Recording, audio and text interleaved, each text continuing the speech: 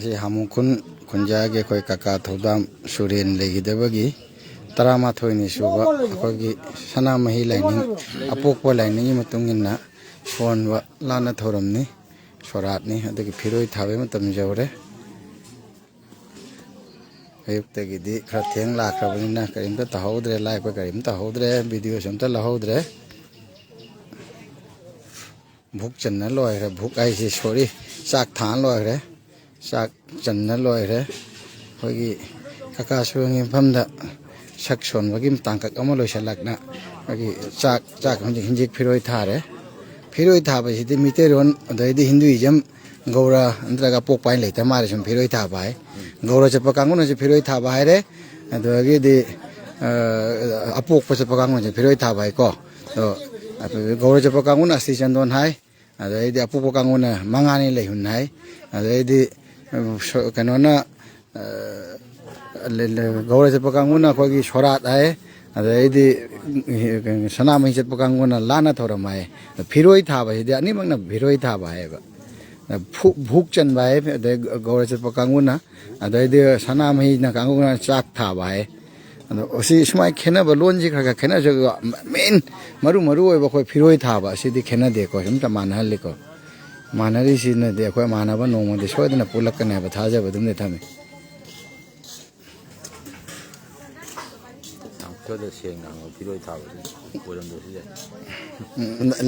Lining नते है रे मीना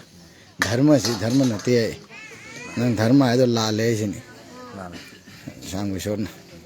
अना कोई लाइनिंग की मम्मी का नंग लाइनिंग हंगी दुई लाल है वहंग दुई लाल है लाइनिंग है कदम नते है करी है तो मामा कहना मैं लाइरोन है बे लाइसोन है बे कहना मैं अंदर है कदम नहीं यार पृथ्वी चुप धर्म है नहीं माँ अब धर्म दशो लाल है धर्म ऐसे सामाजिक रीति नीति वो धर्म है में लादो लाइरोन नते है खंग द्रेदा इधे मोई चाक थोंगिसिना संगोयदा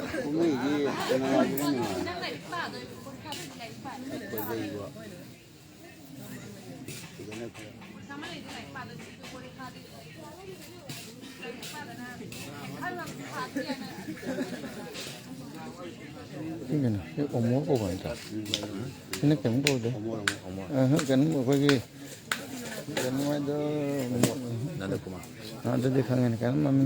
खाली हल्का पानी ओरतेगा जो कहना मुंडा मैं जिना अहुम लो नुपा ओ हदे हन जिना ऐसे संदे हो इधर असिन में यार ओरतेगा तो ना तोंबा हाँ ओरतेगा ना हन मजाई में है माँ ओरतेगा तो नहीं हम होना बकल ले ओरतेगा तो हम होना बकल ले अपने देखो ना बकल ऐसे तो बस अमोर से ओनम तो आस्था फैमिली में पूरी अमोर में आएगी अमोर ये मखानी क्यों दगा ये मखानी अमोर में आएगी जिसने में नहीं मनी हन जिद्दी थबक पीर से तो उधर लाई में इस हन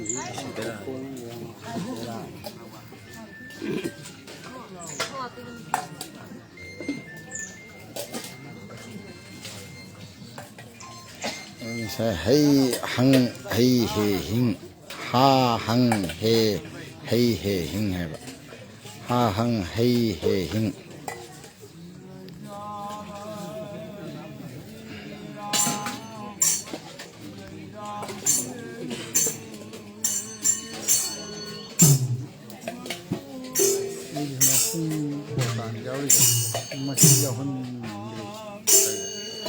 छोड़ लीजिए छोड़ लो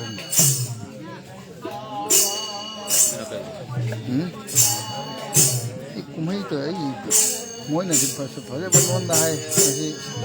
छोड़ के नाक के थारे नहीं ऐसे कुम्हाई नहीं है ऐसे पाई माशी है कुम्हाई तो बोलो कुम्हाई ना तेरा पोक पड़ेगी कौन बगा सब मनाई ना खांगे या जो आंगे छोले दो लोरे से ले जाना रे इसे ये तारे छोले लोर ले जाए रे जाना रे कोई ले तक बस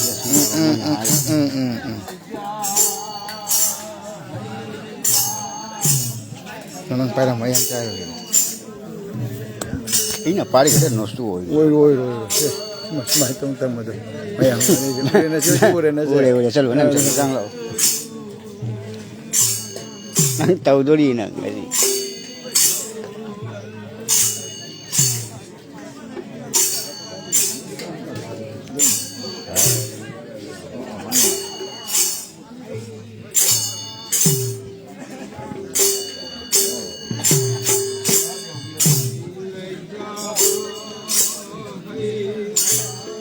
Jangan noi jangan hoi kon jangan kan.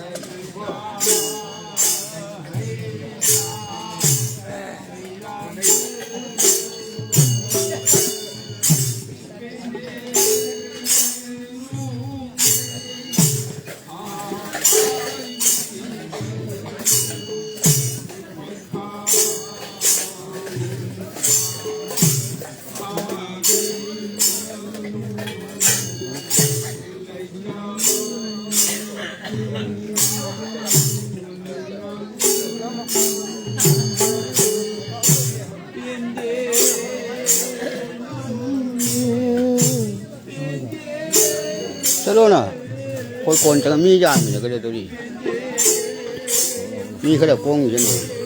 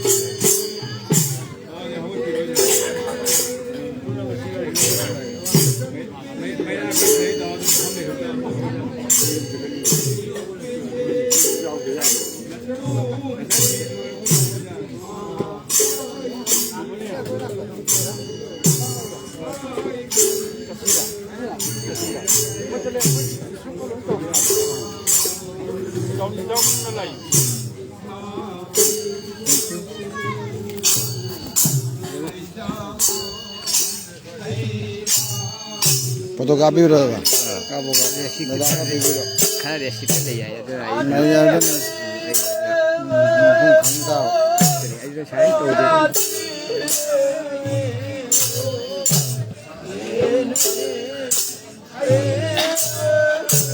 Sigi kat orang dah lai sebab mama.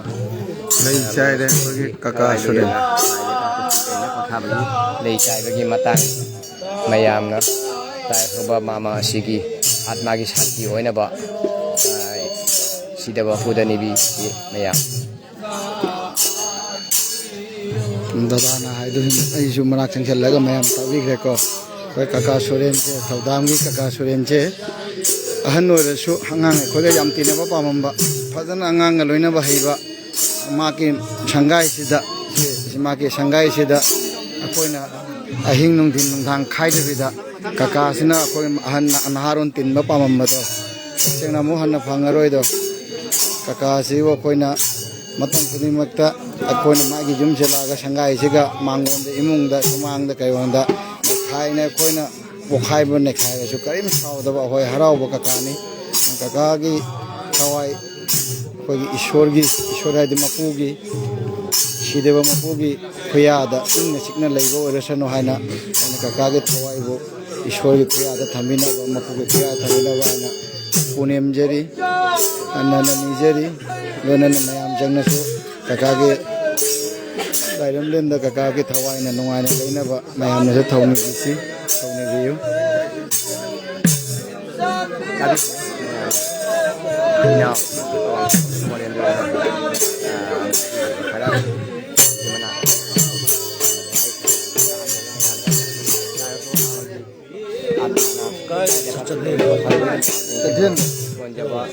근데 말 마마나 봉고 자키네 타박 레예 에인 타고 이러고 해야 해야데 부 이냐 비바 얀 오이바 베야스 얀 오이바 하이데 코니 제보 비나 보 mesti teman yang tiba kamu kat kalau bagi ningol kamu sih mau kamu ningol kamu saya beri mau kamu nah hasil yang di mai den yang dari kat ini mak atma dari pura lagi hati ini apa saya ini punya lebih baik ini nama yang di itu amat itu abu pergi liklam dah abu pergi lain nengi matungin nasole masih gila na thorong ate ado kakaji akoi nong ni tante ko mai mai jiga otna nei bagi akoi na shuru nei we wa hari se egi kunji na ina pura kakanda aina khundagi tholak na hamon kol ma pan khun na ko batol na koi we ra ko dagi kakage jum jiga matra vida sahi aina kham aina par siko 1996 94 95 te par na du bi mang den 1993 de ura pani 2000 mang lan gi base 2026 ni ko ngasi dagi trama thoi ni mang da mana adu mang da numi humni mang da mari ni mang da stock to bone ba stock to di mang si ba da ma se kaiten thokla mi mokong na chahi suraga thum oi adu bo kulak adu jo ai lak to jo kulak kin aron hujik se akho gi kha jing gi koirak baje ma ki sangai jiga hujik ko da sum mayam jo konjalla mayam tawning to holaga oi famning go phamba koining go koiba mai samang sananing saneng ba adu to holami kaka jata seng na sigum kaka de khoi ekta phangaroi na naharon na duk puina nai na kon to da naharon na tong to da sawa ko anta laite ko na kaka ge thawai je iso he mapu nangi khoya da ing sikna thambi ko kaka ge to mak kaka ge thawai da mahana na kuran jare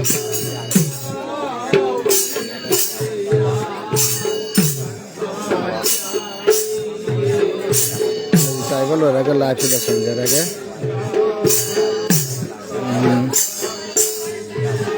amungkul kaka thaudam sure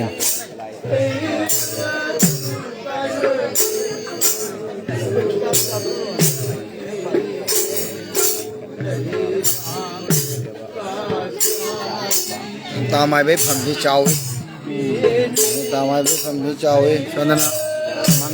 mangang phuba selung mai tare mangang phuba ji kari hai ha mangang phuba ji karambano selung mai na sien sina semung phuba mangang na khoi gwai lang phu ne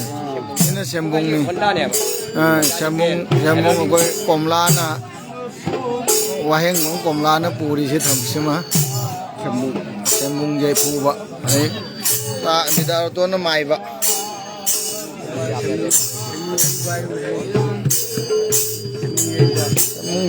jai re ngamak na pugala ami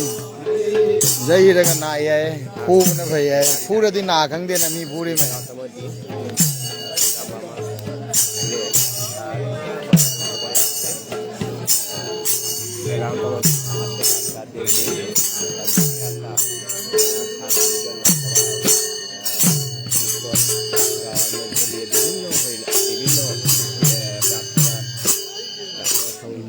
Sureni macanupa ama Robin ni Sureni macanupa Robin macanupa sumtani nupi na isi onjona ga de sumi ga ni onjona de surma da thaje India gi aduna lakpa ngamdra mare India gi visa Bangladesh na kai pi de bani na lakpa ngamdau mande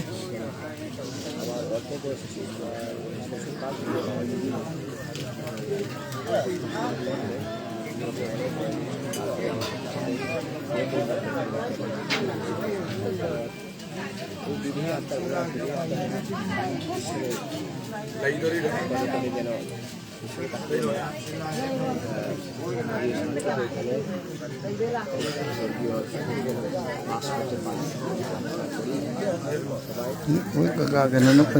কাকা কেন বদি ne পুষি তে ফামনে কানপুর না কানপুর ꯑꯁꯤ ꯀꯩꯅꯣꯅꯤ ꯑꯩꯈꯣꯏꯒꯤ ꯁꯣꯅꯥꯔꯦꯟ ꯄꯤꯕ sonarin piba ꯄꯤꯕ kaka bodem pusina sonarin piba akoina gaurda kitun mapu aida mana adugi makok oi basigi lan saksuali balana to saksuali makok ꯁꯣꯅꯥꯔꯦꯟ ꯄꯤꯕ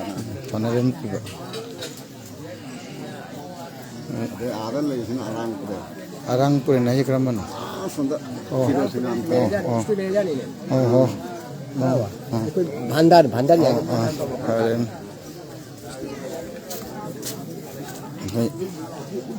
kaka kantona purisina sonarin piba hai lana thorom sumba thorom sigi sonarin piba ni ko kaka se loidi arang purin dong hange khoi arang pham hai se arang purin je kanam puri pham tienge arang pham kaka na puri bo si pham je ha ka kaka puri bo kaka bo den arang purin ki pham je pu ba arang pham ge arang purin ki pham je pu ba 또 민드니 캐너리제 근데 거기 거우나 떠우리바 토럼가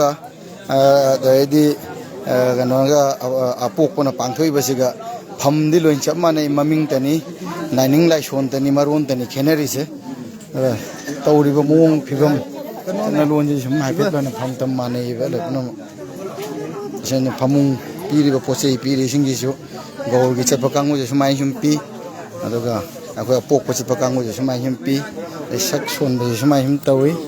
man so marun tani kheneris rashan jerege na chundau shu ba kanggo jing je phajan suriam ta uhan ge asi ngasi gi thorom gi koi ja chang yu po chang wari porong ju pu ba kanggo ne da kup na tanari song soi da na ba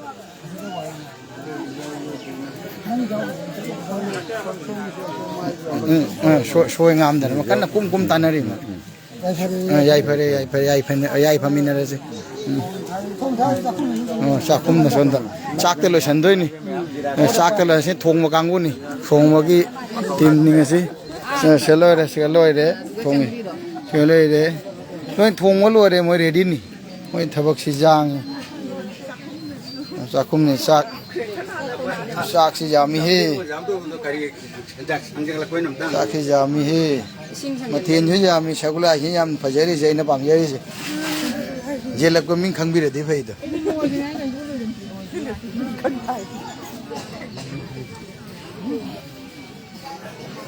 Sanjara ke live se. Lalu sanjara ke hengri me amu thagat cheri joto এতক্ষণ ধরে যারা আমার live দেখছিলেন সবাইকে অশেষ ধন্যবাদ অসংখ্য ধন্যবাদ এখান থেকে লাইভ থেকে আমি সরে যাচ্ছি পুনরায় কোনো এক লাইভে দেখা হবে সবাই আমার পাশে থাকবেন সবসময় আমাকে ফলো করবেন এই জন্য সাদর আমন্ত্রণ জানিয়ে সবাইকে বিদায় জানিয়ে এই মুহূর্তে আমি লাইভ থেকে চলে যাচ্ছি ধন্যবাদ।